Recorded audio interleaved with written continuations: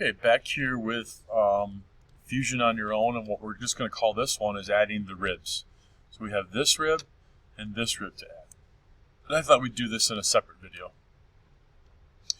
So how we're going to do this. We got our origin showing, this is our part right now, and we actually want to create a sketch that would be on that plane right there, the XY plane, which is going to be the front plane. Because our origin's in the center, we want it right down the middle. Okay, and so if I right click on that, I can then hit create sketch, and it zooms around. And the one back here is very easy. All we need to do is to project some things forward. And so I'm going to project this wall forward, the bottom, and this cylinder, and the top. Okay, and then you can see that all these kind of dots pop up, which are very helpful. So now all we need to do is take a line, and we're going to go boom and boom. All right, and then I'm going to finish the sketch for the moment and show you how this works. And you guys already have done this, just as a little reminder. And we're going to go down to rib. Okay, profile. I want this line. And 10 is what I want. I'm going to type that in just to be sure. All the way across, goes down the way I want, and joins. Cool. Now, some of you might be saying, okay, well now why don't you just draw the line from here to here and, make that a rib also. And so let's try that. So let's bring this sketch back to life, and let's project one more thing. Let's also project this line forward. And so now we've got everything we need to do this. So let's take a line, and we'll start it up there. And we don't want it to be in the midpoint, because then I won't be able to dimension it anywhere else. So we'll move it back a little bit. Okay, then we're going to get dimensions, and we're going to go from here to here. And then we know what we want that to be 25.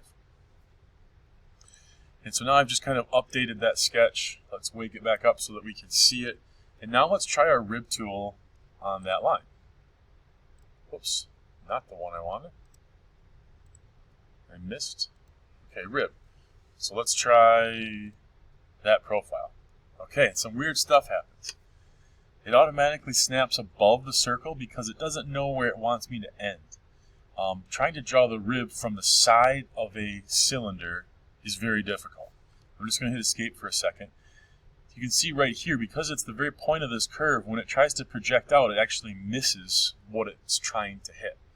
And so it doesn't work super smooth. And so let's get rid of that. Roll in here, and let's just get rid of this line, excuse me. And now let's finish that sketch. And what I want to show you guys what to do here is we're going to create a little bit of a flat wall on this circle.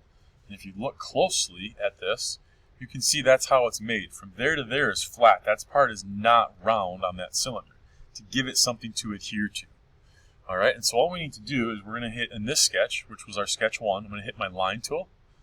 And I'm going to start it anywhere on this arc and land it anywhere on this other side of the arc. All right, and we know that we want this to be totally horizontal. And so I'm just going to throw that constraint on there.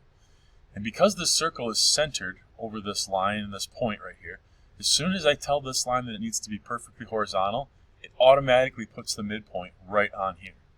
And so now all I have to do is dimension that thing right there.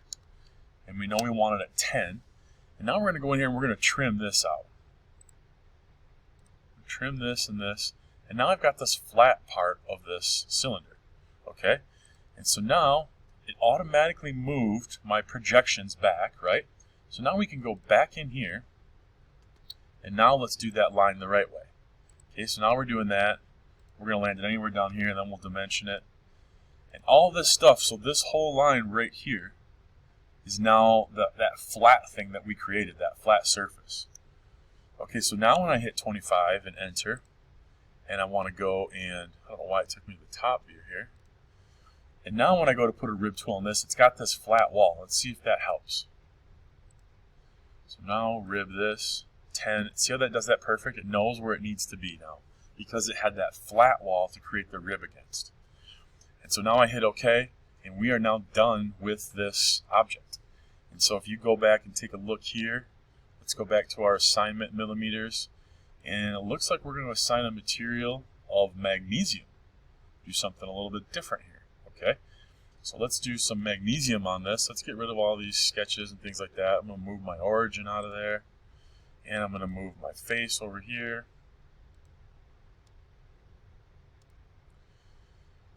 Physical material. Magnesium is a metal. On to the M's. There's magnesium. Drag it over. And it said to put the appearance at aluminum satin. Let's see if it automatically did that. So if we were to bring up our properties window, it automatically does the aluminum satin for us. So I don't have to actually change that.